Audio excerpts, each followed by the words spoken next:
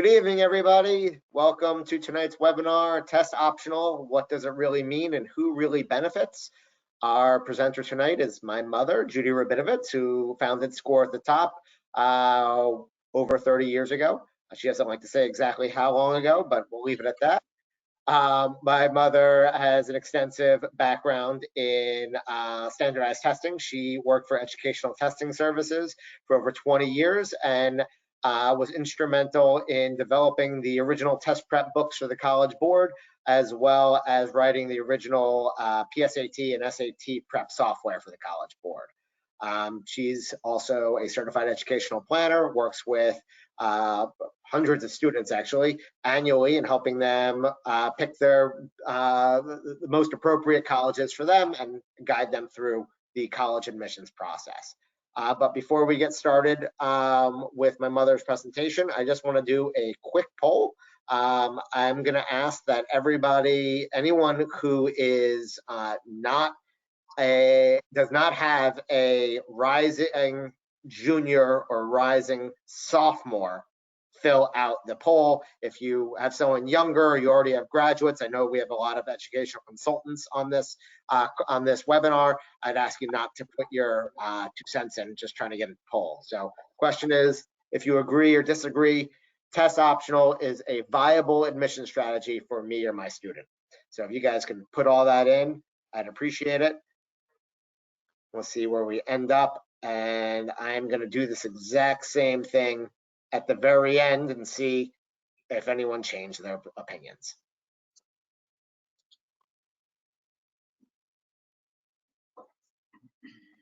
We're going to leave it open for another couple seconds.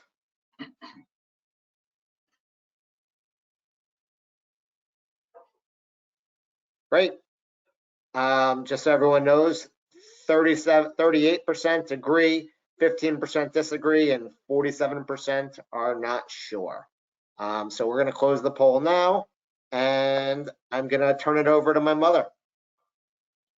Hi, everyone. Thanks for coming this evening. I'm really delighted that so many of you are here with us.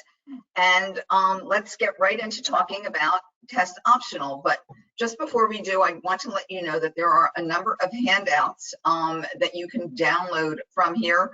Handouts related to SAT versus ACT and how to figure out which is the best test for you. And for those of you who are Florida residents, there is also a handout for all of the admission statistics last year for the 12 state universities in Florida.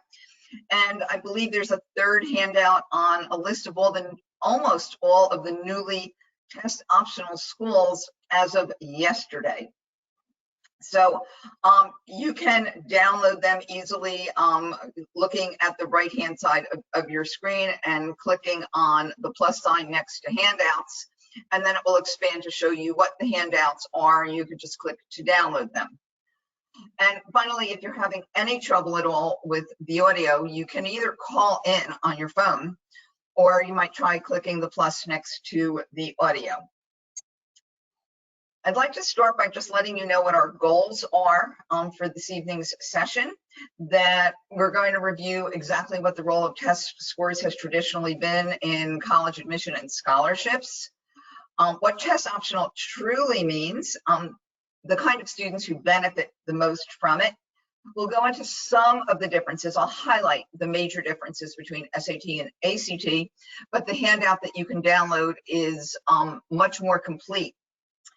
And then we'll talk about how to create an effective testing plan, assuming that you are going to move forward with SAT and ACT testing.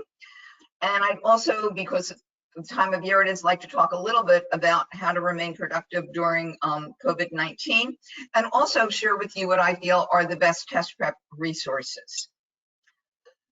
So with that, let's talk about test scores. And they are definitely the second most important factor in college admission for virtually all colleges. They are second only to a student's academic record. After all, 4 years or almost 4 years worth of hard work year-round in your college, in your high school courses is really the best sign of how you're going to prepare and do once you're in college. But SAT scores are a standardized measure in order to differentiate among some, students at different levels. So they have been second only to an academic record. But what most people may not recognize is that test scores also play a role on the money side of things, both scholarships and financial aid. Many honors programs depend not only upon your GPA and rigor of curriculum, but also on your test scores. And many colleges also use test scores in order to determine placement in freshman classes. English classes, math classes are the ones that are specifically impacted. And I just want to elaborate a little bit more on scholarships to explain to you how test scores can be used in scholarships. So this is directly from Auburn University's scholarship grid. It is for non-residents, which I've chosen because I assume that there are not too many people here who are Alabama residents. But it shows you the amount of money that you can get based on both your test score and your GPA. But here's the interesting thing. Roughly 2/3 of students are going to show up with that GPA of at least a 3.5. But in terms of the different SAT and ACT score ranges, approximately 12% will fill into these categories. And with the smallest, they're divided, let's say, almost equally between the three different groups, but the smallest group will be the students who achieve that $60,000 scholarship. So one of the things about test optional schools that you're going to have to look into more carefully is, if you go test optional, are you still eligible for all of their scholarships? So Auburn is not test optional at this point, but I just wanted to make a point of how colleges do have grids, some that publish them, others that don't, to show you how both your grades and your test scores can impact a merit-based scholarship, a scholarship that has nothing to do with your need, but only on your ability, your performance. So let's start first looking at the impact of the current pandemic on the testing calendar. So as we all know, SAT canceled March partially, and there were definitely some test centers that were open, and some schools that had school-based testing earlier in the month actually did administer those tests. May was canceled, and then June was very recently canceled. ACT has canceled April. We should hear from them, I'm assuming, any day about their June test, because their June test would have been 1 week exactly after the College Board's SAT. And so what do these cancellations do for us besides, get us down in the dumps if we were really preparing for these tests? Well, first of all, they give us some clarity, at least for the near term. We know what's happening for the next couple of months. So that's good, right? It gives students the opportunity to sort of look forward and focus on the summer and the fall semester. But of course, the question remains is, how are colleges going to react? Well, what we've already seen is that more and more of them are going test optional. And so it's very important for students to make a decision very soon whether they should abandon their test prep, slow it down perhaps, or continue full speed ahead with now more time to prepare. So let's look at what's left for the 2020 calendar year. SAT, College Board, has agreed, has stated basically that there will be one test every single month. Now they've always had, or at least for the past few years, have always had the August test, but October, November, December have always been there, but they're adding a September date. They are struggling to come up with the date because initially the date that they had picked, one of their choices happened to have been, I can't remember now whether it was Rosh Hashanah or Yom Kippur, which was pointed out to them. So now they are reassessing, which date to use in September. But it does look like we will have testing once a month, assuming that things have slowed down or maybe even luckily disappeared with the pandemic. ACT has added an extra test date in both June and July. So the original test dates plus test dates that are 1 week later. And perhaps this is because some parts of the country or the world may clear up sooner than others, and where the testing might not work the week it's scheduled for in June, but may be available the following week. And the September, October, December are dates that ACT has always had. And one of the things the College Board has told us is that when they open up registration for next year, which August is considered next year, and that registration is expected to open in May, there will be priority for any student who was already registered for the June test that was just canceled, and for any junior who hasn't yet taken an SAT. So they will have first dibs at the August, September, and October test. But both testing organizations have made a commitment to increasing test center capacity, contacting centers to see if they can accommodate more students, contacting schools that might not have been previously giving the ACT to see if they can accommodate students. School day testing is going to be moved to the fall, so that many public and private schools will be able to give the tests, in their schools during the week for free to students. ACT has gone to what it's calling flexible dates, and those are those June and July, where there are 2 choices in June and 2 choices in July. And both organizations have actually stated that if schools don't reopen, and if testing cannot resume the way it normally is given, that they are committed to introducing a test at home, a remotely delivered and proctored test, very similar to what College Board is doing coming up very shortly for the upcoming AP exams. We don't know anything more about that. Both organizations have been dabbling in doing online testing, although coming to the home is new for both of them. So with that, let's talk a little bit about test optional policies. And by the way, if you do have questions, I think you're going to see on the right-hand side of your screen, there is a place where you can type in questions, and I will definitely stay online at the end of the presentation to be able to answer as many questions as I possibly can. Jason and I both will. So what are test optional policies? And that's a plural because there's more than one kind of test optional. And they're all policies that de-emphasize the use of standardized test scores when colleges are making their admission decisions. However, some people think that if a college is test optional, that means the test scores won't play a role in admission. Absolutely untrue. So complete misconception, as I'm going to be showing you. So test optional has been described by many admission deans as a tool that's employed by their offices in the hopes of increasing applications from a more diverse range of students. And you're going to see how they have accomplished that goal. So the actual stated test optional policy pretty much says that SAT or ACT scores are not required, and that each student may decide on his or her own whether or not to submit scores. But submitted scores are considered, and it's very important to get that last piece of it. Submitted scores are definitely considered. So just a small example of 4 schools that not impacted by COVID-19. These are schools that have already been test optional. University of Chicago is the most highly selective university that has gone test optional. That happened a few years ago. A little bit more recently was George Washington University.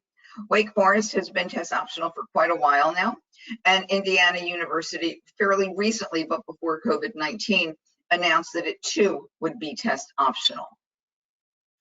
Then there is the test optional if.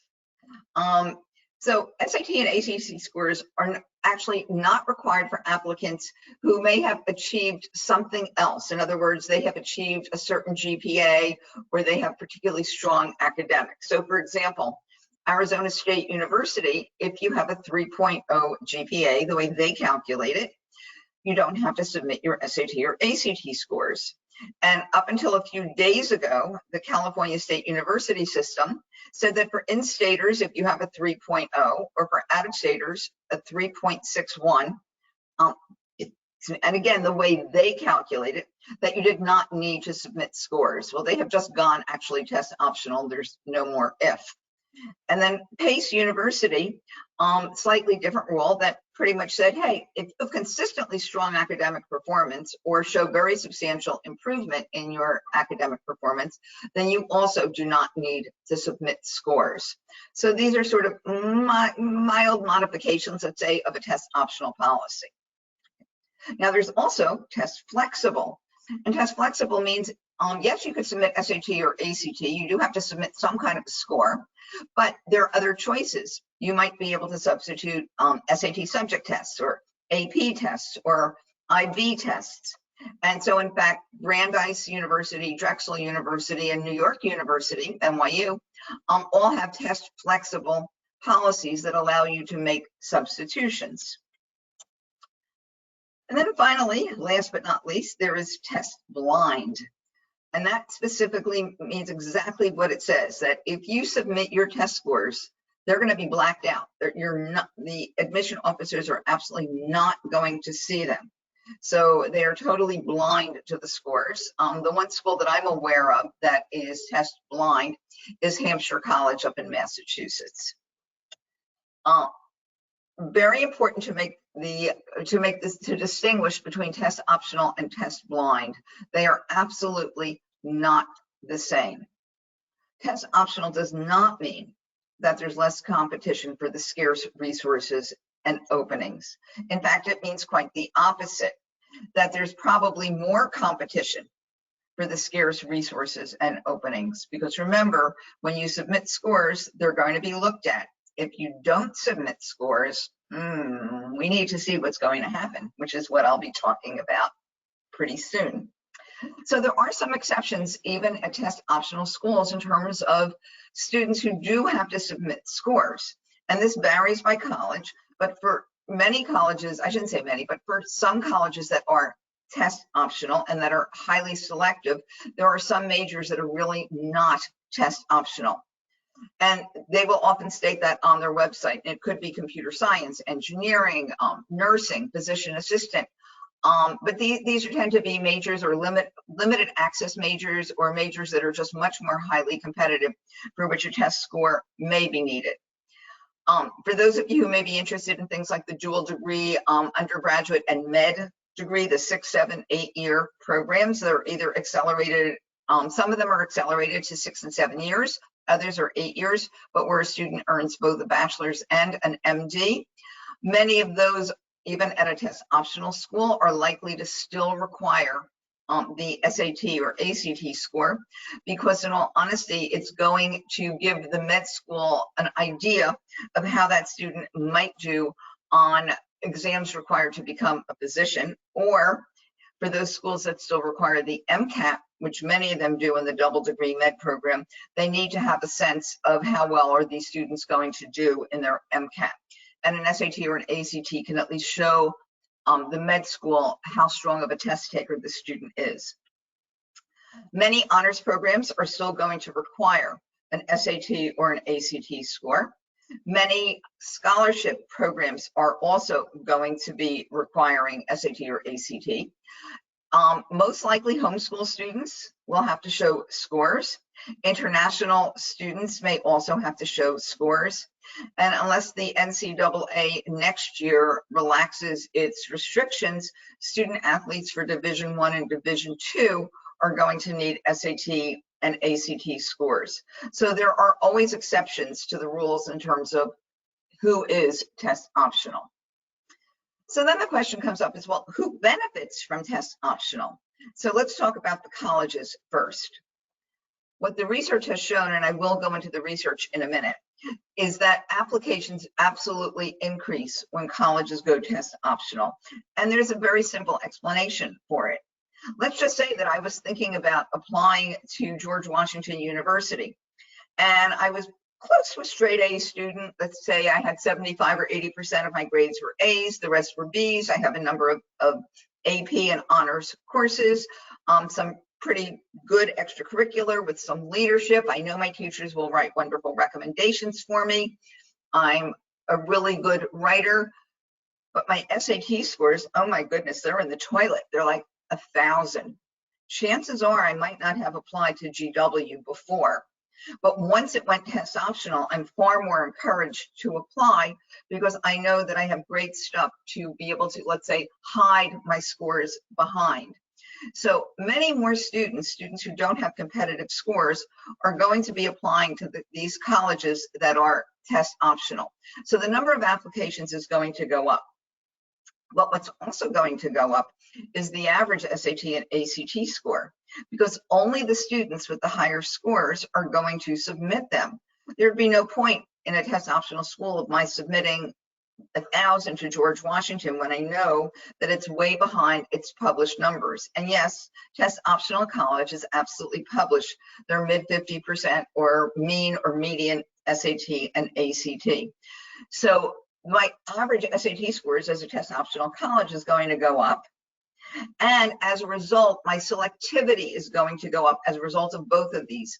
Because if I now have, let's just say, 20% more applications, I cannot accept 20% more students because I don't have more beds unless I build 20% more of them, which is highly unlikely. So I can still only accept the same number of students. But when I accept that same number out of a much larger pool, I'm now accepting a lower percentage. So that means that my selectivity has improved. And when my selectivity improves and when my average SAT and ACT scores improve as a college, my rank in US News goes up. So I'm now ranked even higher. And what's that going to do? The following year, it's going to drive even more applications because typically students want to apply to colleges that are stretch schools, that are name brand recognition, that have a higher rank. And that's understandable. It's not the best way to pick a college, of course, but definitely what happens is that when you go test optional, you're going to get a lot more applications, higher SAT scores, and a much higher level of selectivity. Diversity, as you'll see when I talk about the research a little bit more, is also going to improve because many of the kids who go test optional are typically those kids who would might come from lower socioeconomic backgrounds, first generation, underrepresented minorities. So who benefits? Those are the kids who tend to benefit. Those that have been underserved or underaccepted, let's say, by many of these colleges because they didn't think that they had high enough scores and now don't have to send them. And also, of course, any student that has a lower score who is sort of hiding her scores behind stellar academics, extracurriculars, recommendations, essays. So there are definitely a lot of benefits to test optional. And there was a wonderful research project in 2018 called Defining Access that was done by 3 pretty well-known admission professionals, leaders in their fields that studied 28 test optional universities. They went from very small private of only 1,500 up to a large public of about 20,000 undergraduate enrollment. The selectivity varied from rather competitive at 15% admit to not so selective at all with a 90% admit rate. And it encompassed almost 1 million applications. And by the way, I have the link to it at the bottom if you'd like to actually go in and read the whole report, which is really fascinating. So let's talk about some of the results of that research. First of all, of those roughly 1 million students, roughly 25% of them did not submit scores. And by the way, the students had no idea that they were involved in a research study. Individual students were not identified in any way, but all of these were colleges that had been test optional for a while. Well, looking at the group of students who did not submit scores, they actually included a much higher percentage of underrepresented minorities. And sometimes, by the way, in college literature, you'll see the abbreviation URM for them. First generation students, low income students. They were much more strongly represented in the non-submitter group, the kids who didn't submit scores, than they were in the submitter group. And you'll see that what that led to was definitely increased campus diversity. And the applications actually increased for all of the colleges involved, Private colleges went up significantly more than public colleges, but these numbers were also compared to their peer institutions who were not test optional. And they went up, you could see, substantially more than they would have had they not gone test optional. And the selectivity absolutely increased at some, not necessarily all, at some of the institutions. And you can imagine that it increased at the more selective institutions that were involved in the study. But the interesting thing that they found out was that the non-submitters tended to be admitted at lower rates. In other words, the students who submitted scores had a better chance of getting admitted, perhaps because there was much more of substance in the rest of their application. And this is just a simplified chart excerpted from that research study to show that for the submitters, you can see that the acceptance rate was maybe about 9 or 10% points higher for kids who submitted than for kids who didn't submit. The bulky blocks in the middle are the mid 50%, and the vertical lines extending top and bottom show you the full range. This is actually called, for those of you who are math nerds like me, it's a box and whiskers plot, graph, whatever, anyway. But definitely for the kids who did not submit, they were admitted at a lower rate. So the question obviously comes up, should you submit test scores?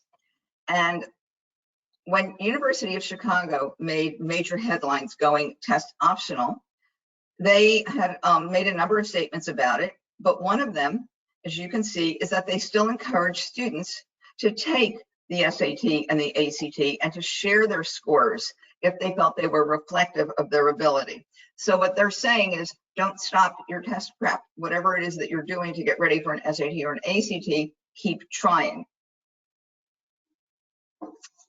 So who are the kids who really should submit? I think the first one is pretty obvious. If you have a competitive score, in other words, if your score is well within the range or even above the range that the college publishes of where their accepted students fall, you should definitely submit. And if you're applying for a merit-based scholarship, you'll need to double check what the requirements are, but for many colleges, you're going to find that you absolutely need your scores. And we've actually heard from several admission officers who candidly reported that it's nearly impossible for students who don't submit test scores to secure merit-based scholarships. And for many colleges, that merit-based scholarship depends upon a rigorous academic schedule, strong grades, and really solid SAT scores. And I actually looked further into a moderately selective university who, in specific, that test optional school that basically said that their test optional school is policy is meant as an alternative. But nearly 75% of our applicants, for nearly 75% of our applicants, submitting test scores is the right choice. And the mid-range of admitted students for this university, for the kids who submitted SAT scores, was 1140 to 1340, so pretty moderately selective. And the ACT equivalent was 24 to 31. And they specifically say on their website that if your scores fall in this range, including them in your application, could make you a more competitive candidate. They also go on to say that all applicants are automatically considered for merit-based scholarships, whether or not they submit test scores. However, the presidential and trustee scholarship programs are offered only to students who submit scores, and these are students who are among the top 10% in academic achievement in the entire application pool. So it's very important for you to check whether test optional not submitting scores will impact your merit-based scholarship. There are quite a few colleges also that base their financial aid awards on more than just, how needy are you and what percentage of your need can they afford to fill. The more they want you, the more you can improve their statistics, essentially, their average SAT and ACT score, the better your financial aid package is likely to be. In other words, the more grant money and the less loan money. Now, that's not true for all colleges, and it's certainly not true at the very highest levels, but it is true for many colleges.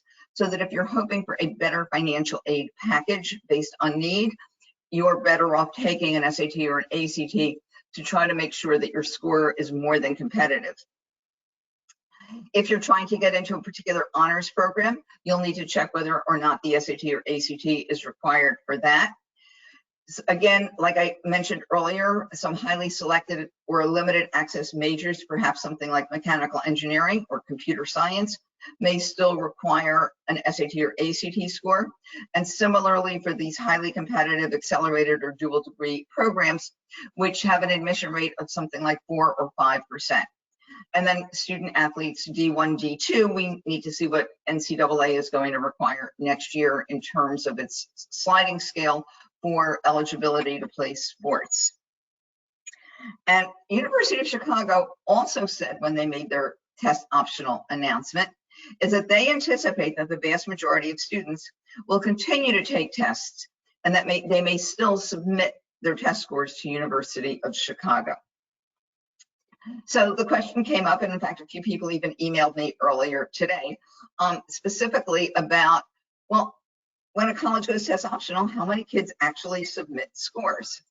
So I went to the common data set, which is a, let's say, it is a government website in which colleges answer questionnaires about their statistics year after year after year. Not all colleges answer all the questions, but what I did is I looked up quite a few test optional schools to see what percentage of students, and this goes back to the data submitted for in 2018-19, but what percentage of students actually submitted SAT scores and what percentage submitted ACT scores. Well, first, one strange phenomenon, you can see that there are some colleges like University of Chicago, for example, or University of Denver, where the numbers add up to more than 100%. You can say, well, how can that be? Well, that's because there are a number of students who submit both SAT and ACT. It is not necessary. Do not drive yourself crazy. You do not have to submit both SAT and ACT. But I've definitely worked with students over the years who feel that they will look even more competitive if they submit both. That is absolutely not true. One or the other, take whichever one is the better test for you, which I'll get into in a few moments. But even allowing for a small percentage of students who take both SAT and ACT, you can see that by adding up and maybe subtracting a tiny little bit from each of these schools, the overwhelming majority of students submitted scores to these highly selective test optional schools. And when I talk about whether, submitting a score when your score is competitive, I will tell you my opinion is that your score will be competitive if you are at least at the midpoint of their SAT or ACT published range. So for example, if I'm going to be applying to, let's say, Middlebury College, I probably want to have an SAT score, let's say, in the low 1400s or better in order to submit my score. It's questionable for me if I have a 1330, 1340, whether I might submit it. Certainly if I have a 1250, I'm not going to submit it. So this is data that you can look up. Again, the reference to how to get there is at the very bottom of the screen. And I guess basically looked up as many schools as I felt would fit comfortably on my screen. Looking at a few of the newer test optional schools, although University of Chicago has, I just have it there for comparison sake. If you look at the GPA, and I have to say that they don't all report GPA exactly the same way, because for Babson, that's and for Boston University, those are unweighted GPAs.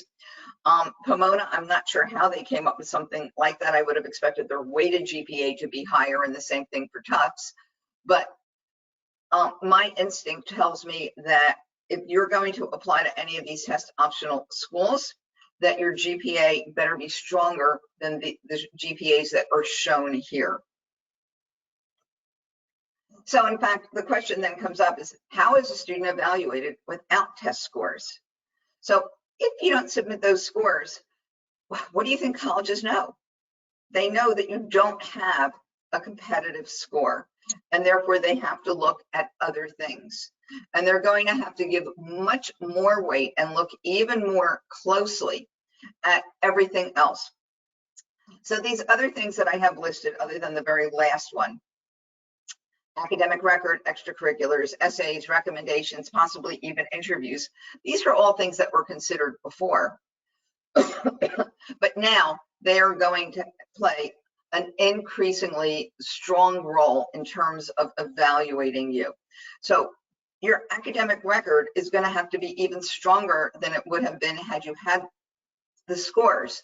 You're going to need many more A's or many more A's and B's, perhaps more honors program courses or AP or IB, your extracurricular. For which we, by the way, we have written a few blogs about the kinds of outstanding extracurricular activities that can make a difference. But your extracurriculars are going to really need to show that you have long-term commitment, that you have developed a leadership role, that you are taking on more and more responsibility, that you are an innovator, that you have come up with brand new things, either for an existing activity or perhaps you have started your own unique activity, that you've had a major impact on other people, that you have left a legacy within your particular extracurricular that others are going to be able to follow. So everything else in your application needs to be especially strong, but there are additional application requirements that some test optional schools are going to have. And so, for example, Lewis and Clark asks for a portfolio with analytic writing sample and an example of scientific work. That's an and, not an or. George Mason University encourages only students who have greater than a 3.3 in a rigorous program and who also have demonstrated leadership in various capacities to consider test optional. Worcester Polytech is one of the very few highly competitive science, technology, engineering schools that is test optional. And they strongly encourage students to submit independent research, mechanical designs, inventions, or other supplementary materials that will help distinguish them as an applicant, assuming they have gone test optional. And Brandeis University, which is test flexible, pretty much says, hey, without scores, we need writing samples and an extra letter of recommendation. And I have to say that I've heard from other counselors about students who've applied to fairly selective test optional schools and who sent, let's say, marginal SAT scores, that some of these students have gotten phone calls from their admission reps, specifically asking them if they might like to be considered in the pool of test optional students. Well, what is that telling you? It's really basically saying, hey, your scores are a liability.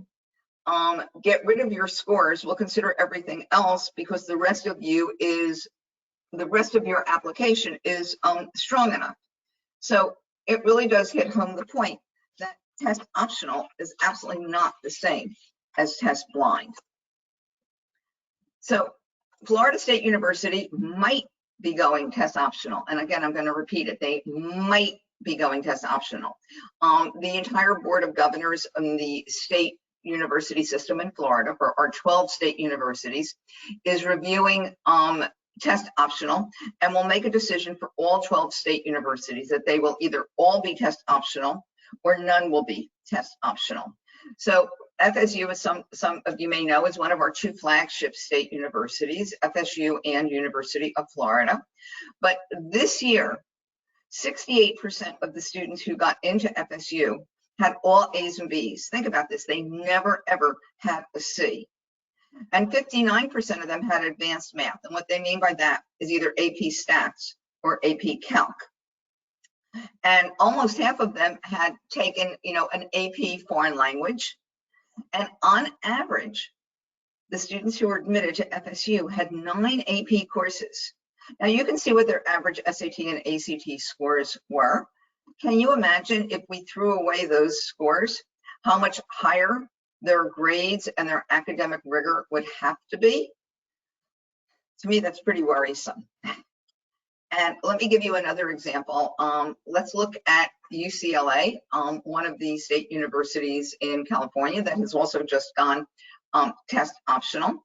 So this comes directly from their website, and this is a weighted GPA, and so their weighted GPA only gives you weight for California approved honors courses, which means for the out-of-state student, your honors courses don't get any extra weight because they are not California approved. The only extra weight courses you'll have are going to be your AP and IB courses. So if we look at the GPAs of the kids who applied, you're going to see that the majority of them, practically the mid 50%, had between a 3.8 and a 4.38, and roughly a quarter had less and a quarter had more. But in terms of the kids who actually got in, and remember, this is using your SAT and ACT score as well, the majority of kids who got in were above a 4.38, even though only roughly a quarter of the applicants had that kind of GPA. I would assume that most of these kids had fairly competitive SAT or ACT scores, but I think in the absence of those scores, it's fair to assume that the average GPA you're going to need to get into UCLA is going to be even higher than that 4.38. But let's also look at rigor for a moment. Looking at rigor for just grades 10 through 12, the number of California approved honors courses, on average, most, the middle group had between 11 and 21. And those are that's counting by semester, not counting by year. So that the majority of the kids had between 11 and 21. But the kids who got in are those, it should say actually greater than or equal to 22, not just 22. That would be like taking, let's see, 2 APs as a sophomore, let's say 4 APs as a junior, and perhaps another 4 or 5 APs as a senior. Those are the kids who primarily got in. So again, I think that without scores, you're going to need an even more rigorous schedule. So of course, all this begs the question, so which colleges really are test optional? So fairtest.org maintains a completely up-to-date website. Every day has been getting updated during the last month or so, or almost every day, that there are over 1,000 test optional colleges listed. However, if you do go to that website and look at that list, I would say that there are fewer than 100 that are nationally known selective colleges, and that was up until just before coronavirus. However, as a result of the coronavirus, roughly 25 colleges and universities, plus all of the state universities in California, the UC system and the Cal State system, have all announced different kinds of test optional plans or different lengths of test optional plans. And I want to share with you, and I believe this is another one of the handouts, this is a list of all of the schools and university systems that have announced that they were going test optional. Middlebury and Hamilton are both starred, and that's because they were test flexible before they became test optional.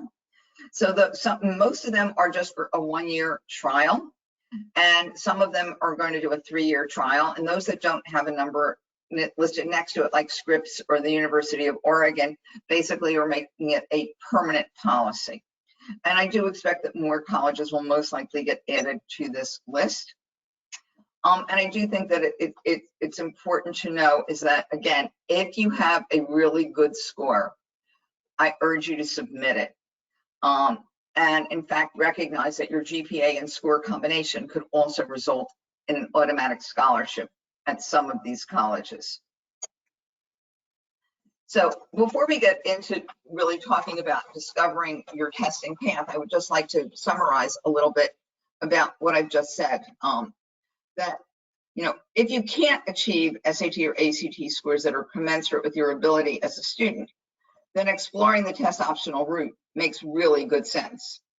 However, unless you possess a blank check to cover 4 years of study, you'll really need to carefully research each school's test optional policies as they relate to scholarships. But there is good news here too as well, because I think that the surge in test optional policies offers more flexibility for all students, and certainly more access for the students who are historically shut out, low income, underrepresented minority, and first gen. And I'm sure you're all aware that there is a current lawsuit in which Harvard is being charged with discriminating against Asian students, holding them to a higher standard.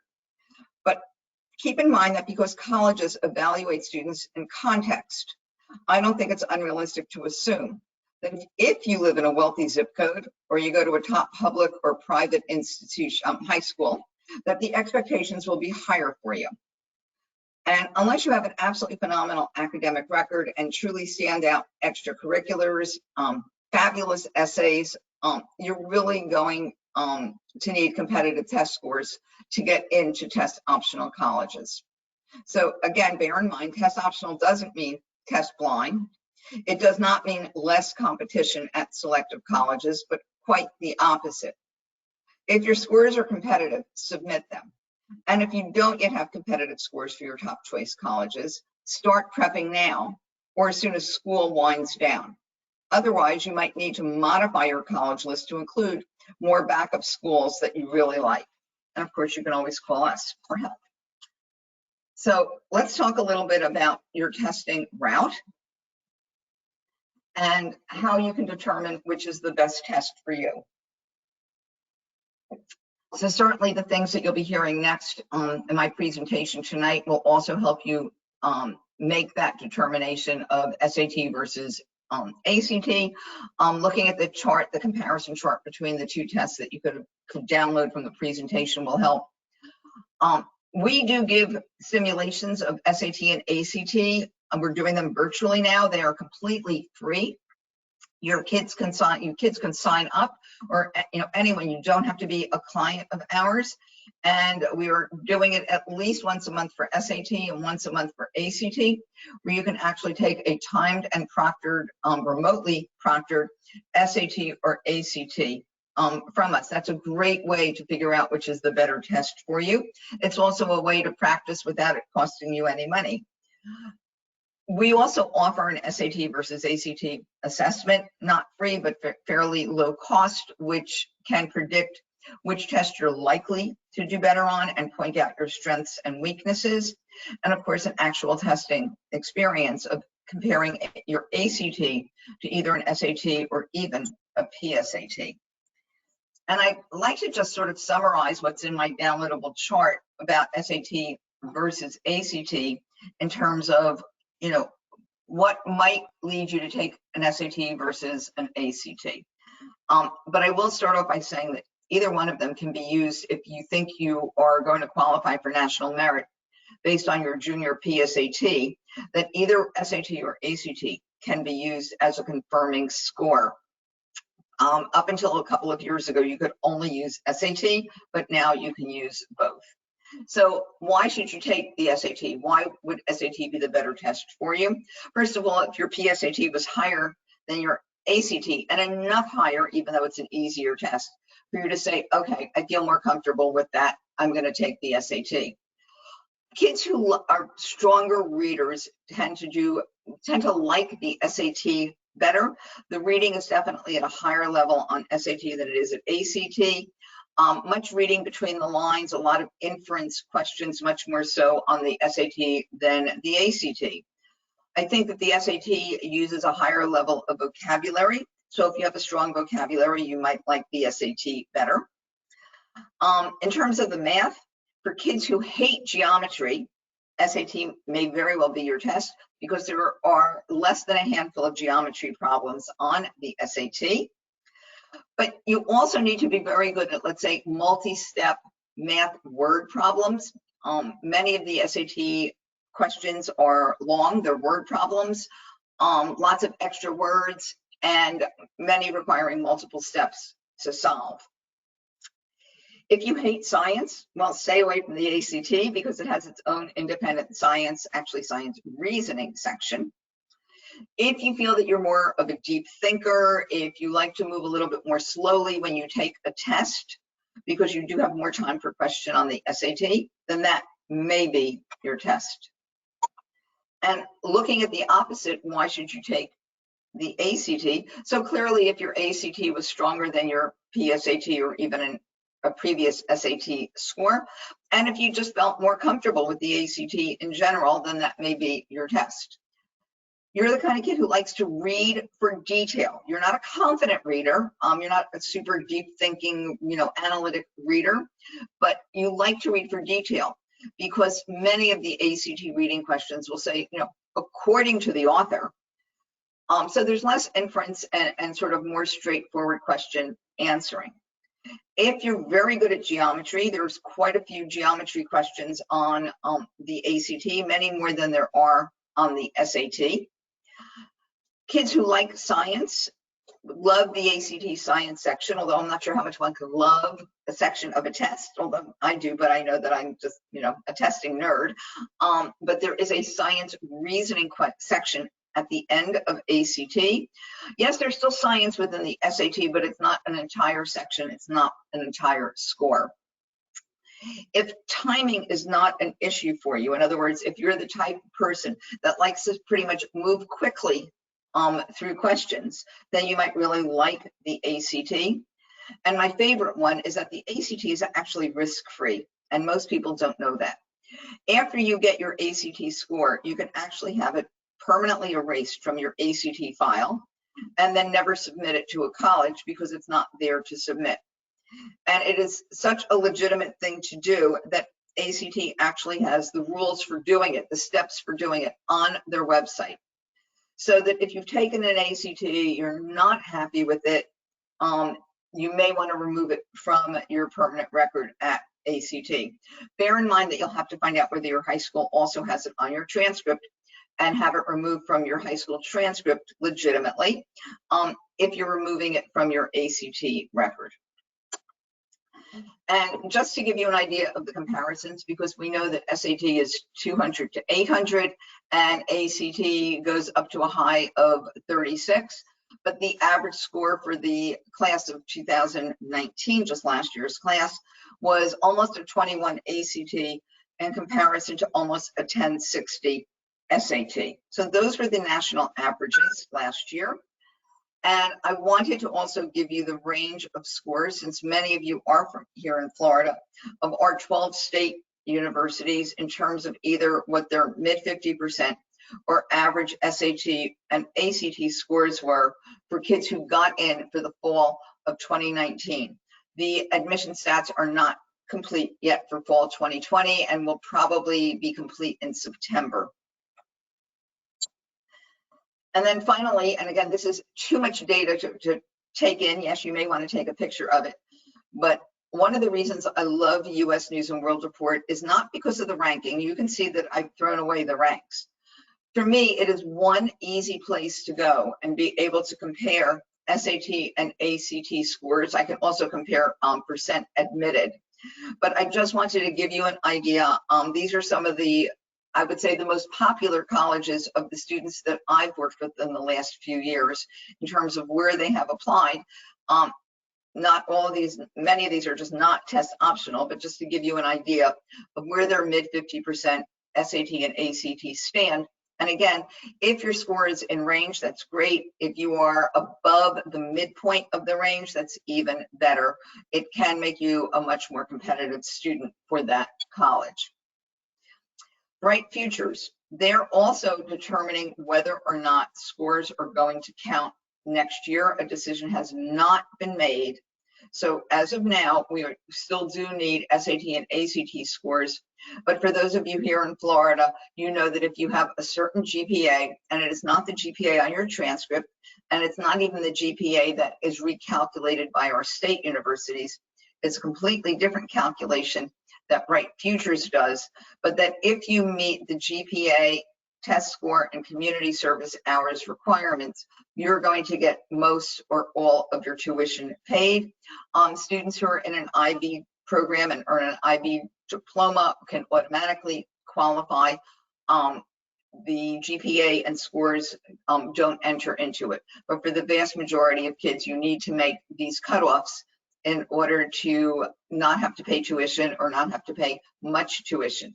And if you go to a private university in Florida, you're not getting 100% of their tuition. For example, if you get Bright Futures and you're going to the University of Miami, you're going to get the average tuition at a state university in Florida, which I'm going to guess is somewhere in the neighborhood of $6,700, $6,800 per year.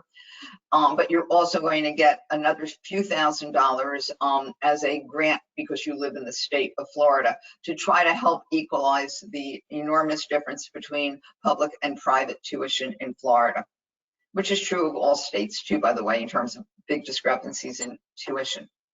So in terms of SAT and ACT calendar guidelines, first of all, you should only take an SAT or ACT when you're really well prepared. Because even though most colleges will super score these tests, they still see all of your scores. And there's nothing more demoralizing than taking an SAT or an ACT that you're not adequately prepared for and really not doing a great job. And so rather than risk that, I think that you absolutely need to prepare for these tests. And whether you do it professionally or on your own, you just never want to go in sort of test blind, so to speak. And how many times did you take it? Well, in normal circumstances, I typically have my 10th graders take the ACT at the very end of the school year, assuming that they've already finished the second year of algebra, because I love to have a baseline at the end of sophomore year so that I can compare it either to my sophomore or to my junior PSAT and really know as far in advance as possible whether I'm going to be an SAT kid or an ACT kid.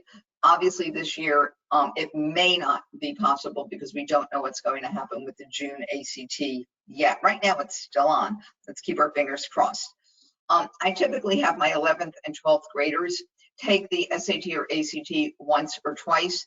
And many students really like to be done with the SAT before they start their senior year so that they can devote their senior year to finishing up their applications, to working on all their supplemental essays, and to getting really strong grades.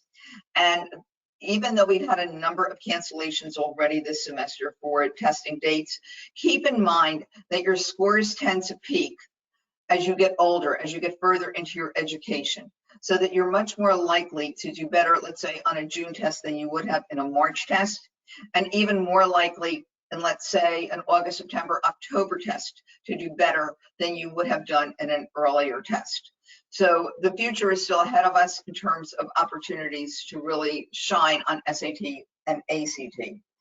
So if you haven't yet reached your score goal, I think it's very important to register in advance. The July ACT, and when testing opens up, when test registration opens up in May, applying to registering for the August SAT.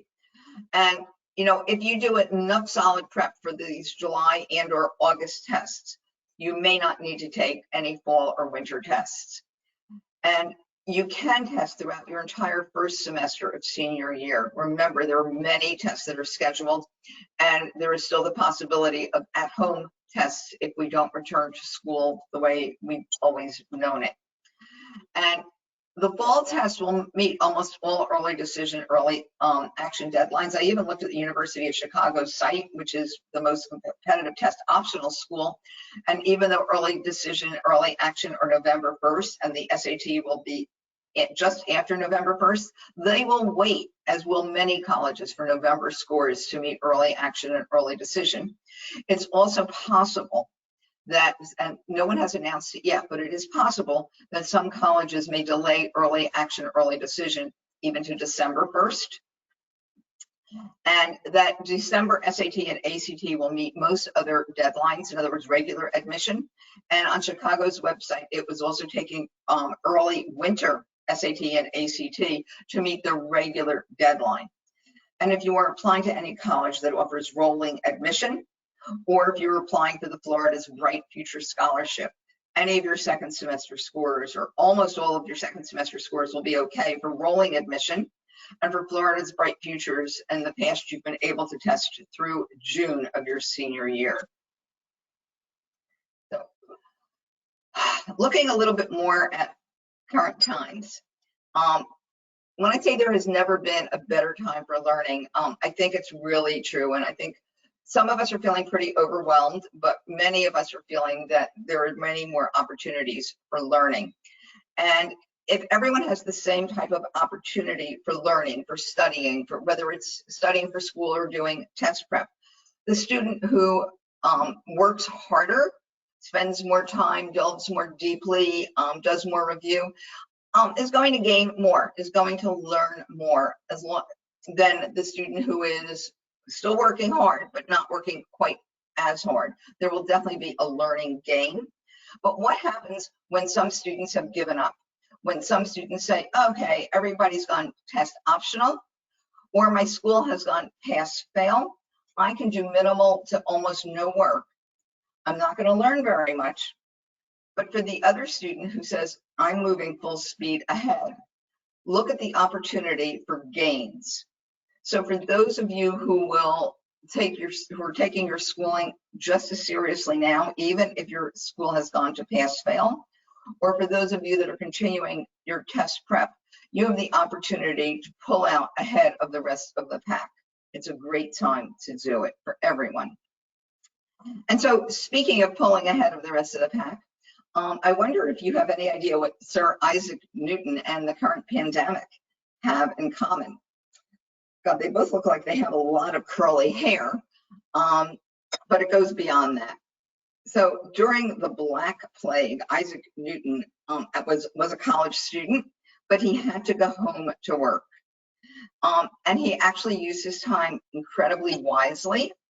And that time was called his Year of Wonders, because that is actually when he developed the laws of motion and gravity. He invented calculus, and actually all of his work changed the course of human history. So it just shows what you can do if you're left to your own devices, if you're home, if you're on your own, how can you use your extra time? And truly, I believe that this is a great time for test prep because you don't have as many distractions. Unfortunately, you're not as involved in extracurricular activities, athletics, work. You're doing school, but it's a great time to just remain productive. It'll keep you occupied, keep you focused, keep you positive, just as Isaac Newton. And you'll certainly be a lot better prepared when testing does resume. And I think that the July and August tests are especially important for juniors who are really trying to finish their testing before they begin senior year, before they get in earnest working on their applications and essays. And the more you're able to prepare for these tests, the more I think you're going to improve your chances for both admission as well as scholarships. And in terms of other things that you can do, there are many different online opportunities for you through the Ivy League institutions, different learning platforms, even Facebook.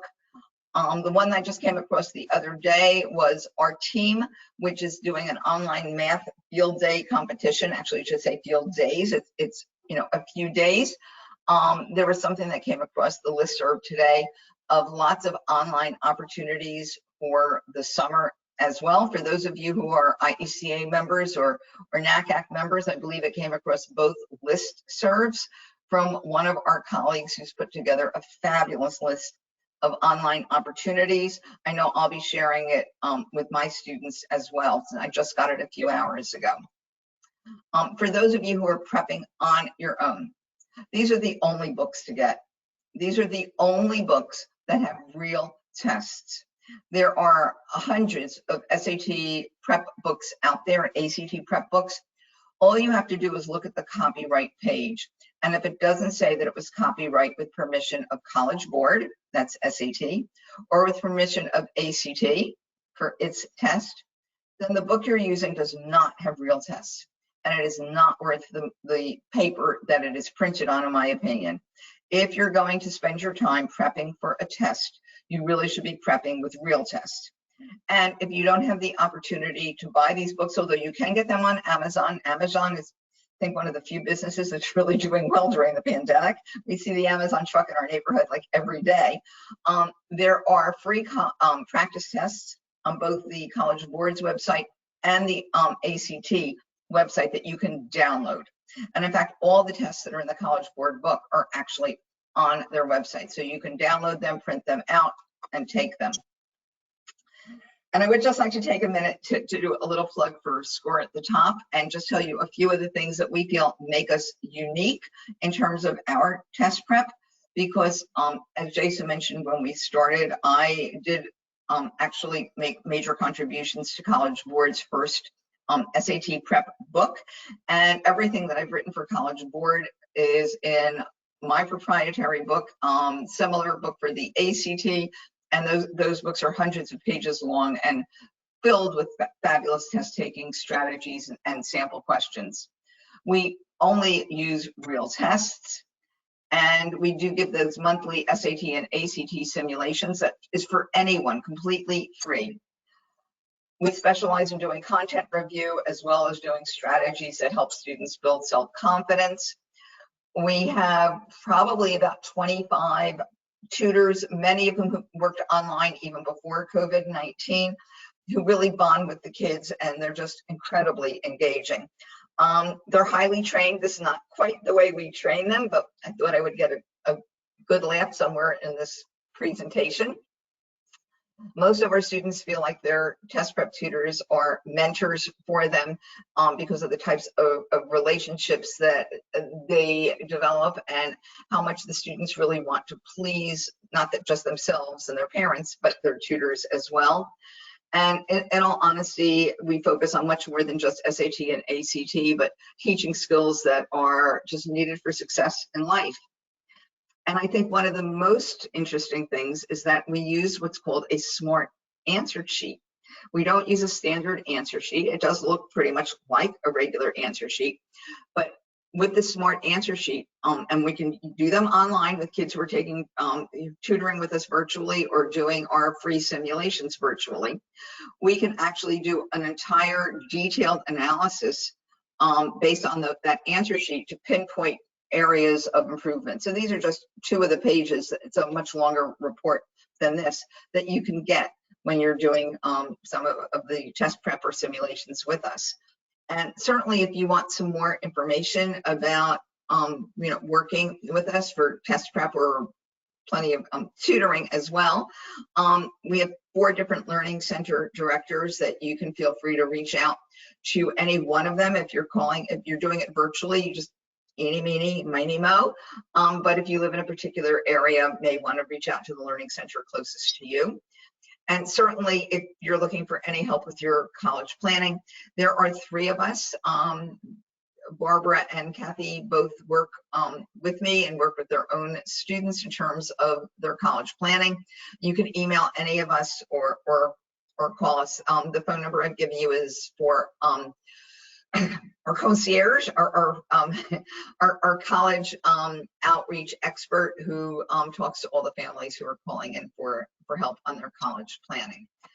And if you enjoyed this particular webinar, if you go to our website and just go to scorewebinars.com, you're going to be able to come up with a number of other webinars we've done. Very recently, just last week, I did a college conversation with the director of admission of FSU and one with the director of admission of UCF.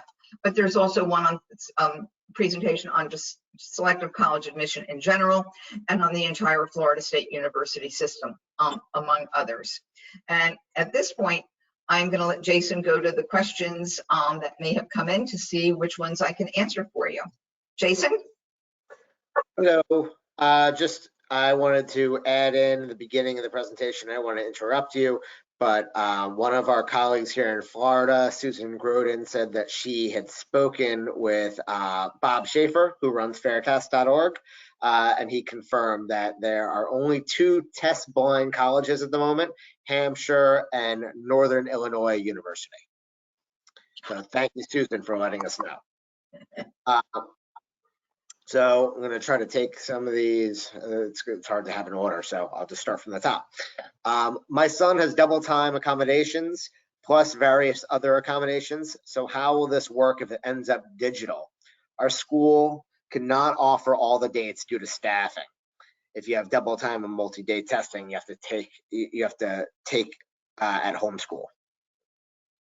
Wow. Okay. So if we go back to regular testing, then whatever dates your school is offering is where your student will most likely have to take it.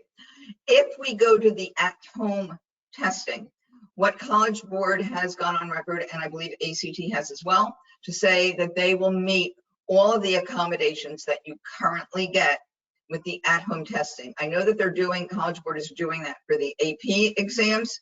I'm not sure how they're doing all of it. Extended time is the easy part. Multi-day testing is also the easy part of it. How they might do it if a student needed, a Braille test or, a reader or a scribe. I'm not sure. And I'd say for more clarity on that, I think it's important to just get in touch with College Board or ACT. That's about all I know.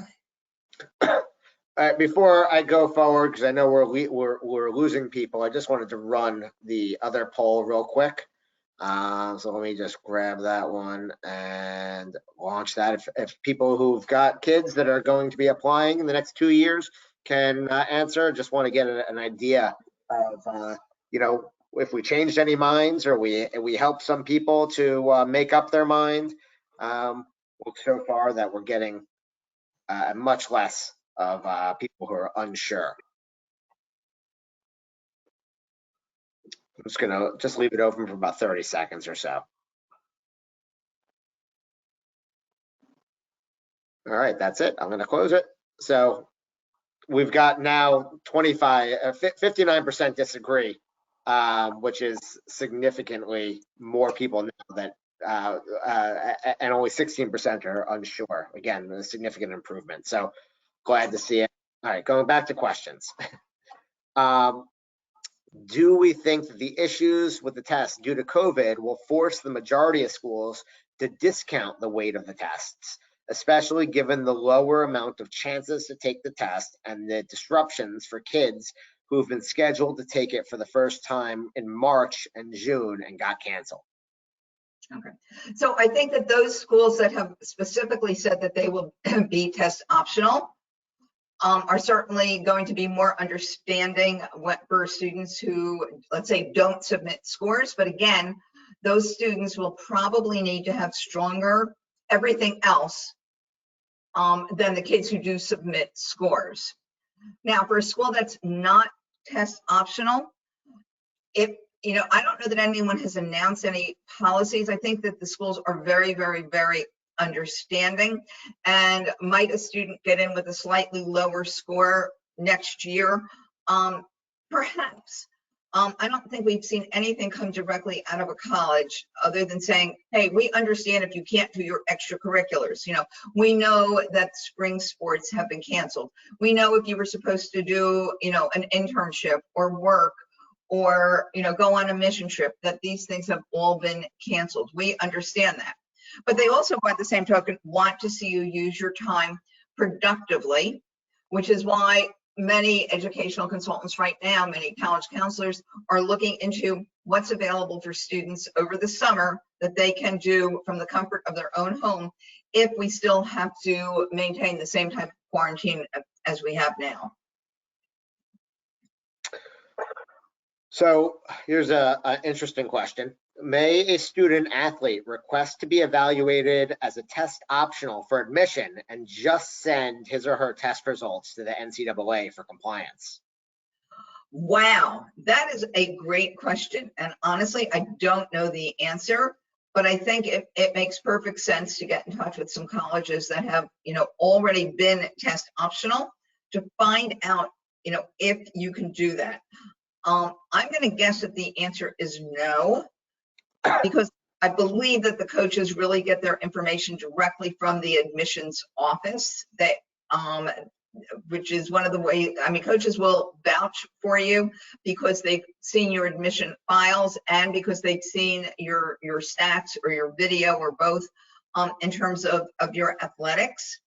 So I can't imagine that you'd be able to do that, but honestly, I think that's a great question. I hope some of you will consider calling in some colleges that your kids are interested in to find out if it's possible to do that. I know we got several questions about Bright Futures and also the state university system. And I'll take the chance to answer that right now, at least the best that I can. And basically to say that we really have no idea when the state university system or the Florida Board of Governors will make any type of decision. Personally, I think maybe 50-50 whether or not they'll go test optional. I doubt very highly they will go test blind anywhere in the state of Florida. The only place I could ever see that happening might be New College, and that would be if Florida Board of Governors made some exception, but even then I doubt it. And as far as Bright Futures are concerned, that I will hypothesize that even if the schools went test optional, I can't imagine any scenario where Bright Futures goes test optional, because it would just leave the door open for way too many students to get it. To give you kind of an example, I think I looked it up where it said, I think right now 100% Bright Futures is at 1330, which puts you somewhere between the 86th and the 91st percentile on the SAT. So when you're talking about a GPA at, a 4.0, where in a realm where a number of people can get it. I mean, I think FSU said 68% of the people applying had all A's and B's for all of high school. It's just going to be, the percentage would be so high to the number of people who qualify for GPA that the SAT and ACT scores are really the only way to make it reasonably affordable. Otherwise, it wouldn't cover 100% or 75%. You'd cover like 10% because you'd give it to too many people. So that's kind of my hypothesizing based upon it. And we'll see what happens. My guess is that sometime in the middle of next month, when we have a better idea what's happening in the country, where SAT and ACT, when the admission dates are going to be exactly, and how that's all going to turn out, and how many schools will actually open up and host. There's still a lot of unanswered questions, but I think that for Bright Futures, there's still going to be lots of time, because students can take it through next June, I believe. For the students who are rising seniors right now, or will be rising seniors, still can take the test up to next June. So we'd have to be under quarantine for significantly longer for that to ever become a reality. So Mom, I'll turn this over to you. Will an applicant with an SAT score at the very top of the middle 50% have a better chance than a student with a similar high SAT but no SAT or ACT score? I think in general that any student who is, let's say, at least partway into the mid 50% should always submit that SAT score. And I do think it will give that student an advantage. If everything else was equal, I think that the student with the SAT score is likely to have have an advantage there, which is why I think that kids need to continue to, unfortunately, to take the SAT to see if they can strengthen their record. It's like sometimes kids will say, should I take one more AP course? Can that make a difference? Well, one little thing doesn't necessarily make a difference, but the more, like if you have one or two extra A's, if you have one or two extra AP or IB or ACE or dual enrollment core courses, if I can have one more leadership role, I think anything that you can do to strengthen your position is going to give you a better opportunity for getting in. But by the same token, if you know that you've tried and you've already found out that you just can't get a score that you feel is consistent with your academic record, then it's going to be very important for you to have even stronger, let's say, extracurriculars, a more reflective, well thought out essay, stronger letters of recommendation, because these other things are just going to matter, even more. Does Palm Beach County school system put SAT and ACT scores on official transcripts? Yes, Palm Beach County School District does put your SAT and ACT scores on your transcript. You can have them removed. You typically need to go to your guidance counselor. It needs to be in writing, signed by a parent if you're under 18, with the exact information in terms of the test date, all of your, your information, your student ID, everything. And if your college counselor or school counselor tells you that he or she can't do it or does not know how to do it, you can actually do it through the school board. There is someone at the school board who will legitimately remove scores. Now, what I'm telling you, you can't just say, well, I want to remove my second and fourth SAT so that I don't have to send them. That's really not legitimate. You can remove ACT scores because you don't want a college to see them at all. Or you could remove 1 or 2 ACT scores because you're sending ACT, but don't want to send those because ACT allows you to do that. I've even had kids remove all of their scores from a transcript so that the college board will just look, that the colleges will just look at what has been submitted. Let's see, Broward County stopped putting SAT and ACT scores on their transcripts a few years ago, so the kids in Broward don't have to worry about it. And by the way, a score that's on your transcript is not official. That's not the same as sending a score to a college. Many colleges now have allowed self-reported SAT and ACT scores that you can just put on your application, and then the only time you submit an official score report is if you are accepted and you decide to matriculate there, then you would send the official score report or score reports if your score was super scored. However, if there are scores on a transcript, a college will see them. If your SAT score is on the lower range than average, will it be better to send it or not? Okay, if you're below the mid 50%, and again, you can look it up on a college's website. You can go to U.S. News and World Report. There's plenty of places to find a college's range. If you're below that, I would not send my scores. If you are at the very lowest end of it, like let's just say that the range is 1,200 to 1,400, you have 1,220. I think at that point you'll want to talk to your college counselor or your educational consultant and get his or her, read on, am I better off submitting or not submitting when I'm in range, but I'm at the very low end of the range? And I think it's going to depend upon if the rest of your application is really outstanding, you might not submit it.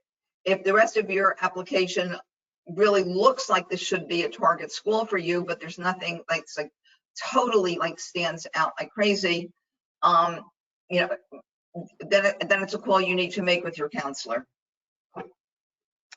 So somebody asked us about what if they go to an online test, how will they prevent cheating? Let me just take that real quick. I think that it's a great question. I think that people think it'll be a lot easier to cheat than it will be.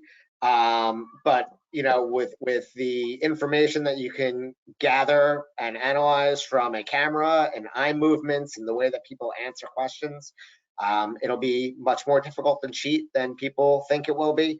That being said, somebody will always figure a way around it, and they'll constantly be doing it.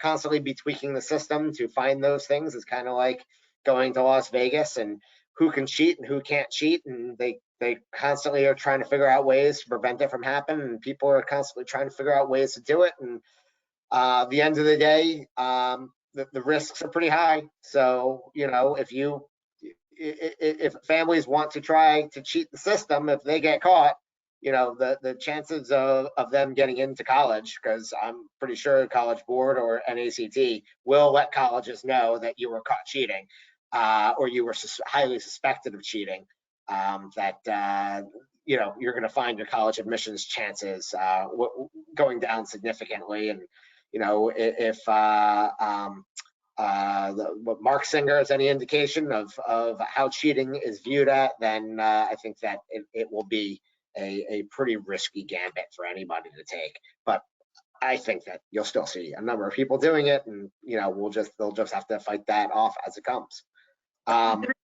There's also some online proctoring software that College Board is planning to use for the AP exams that has things built into it to detect cheating. Kids are going to have to be able to show, I think that they are working on there's a camera, your camera from your computer to show that you're working on a clean surface, that there's nothing else, around you. But there are things that are built in to help detect, if a student is cheating, if there's somebody else there who's, feeding answers to the student. And someone wanted to know if we think that an at-home test would be easier, allowing kids to score higher than kids who already have scores. And I would probably say no. In fact, I think that an at-home test may be more difficult, if anything, especially since it will be given off of a computer. And for students who are used to prepping for a test on paper and then moving to the computer, there are statistics out there that show it's hard to make that move. But also these tests are scored on well, they don't want to say a curve, but it is kind of a curve. They're equated, so that they will be able to use statistical analysis to try to put together an adequate reflection of where students' scores should be in comparison to whether or not they took it on paper. I know there's been a lot of talk about this as well in regards to ACT's plan to do section retakes online and eventually give you an entire online test, and how that's going to fare. And we'll see that in the fall, but it's still up in the air. But to answer the question, I don't think it'll be any easier. And let me add one thing to that. I remember, as a student, many of us used to get very excited when our teachers would tell us that we were going to have a take-home exam, because we all felt, oh my God, we could look everything up, and we could possibly, coordinate with each other if we needed to. I have to tell you that the take-home exams that I had, whether they were in high school or in college, were significantly harder than if I had taken it like in a testing room with no resources in which to, look up answers. It required much more deep thinking. And I think only after they give the first, we'll see after the AP exams what, students say in terms of, is this harder or easier than they anticipated? And for those that have taken previous AP exams, how did that experience compare? I think two more questions, and then most of the rest are kind of repeats. I think we can get to them offline and send out some emails with the answers. And I just want to thank everybody for coming tonight. It was great. I hope you enjoyed it. I got a lot of great feedback online.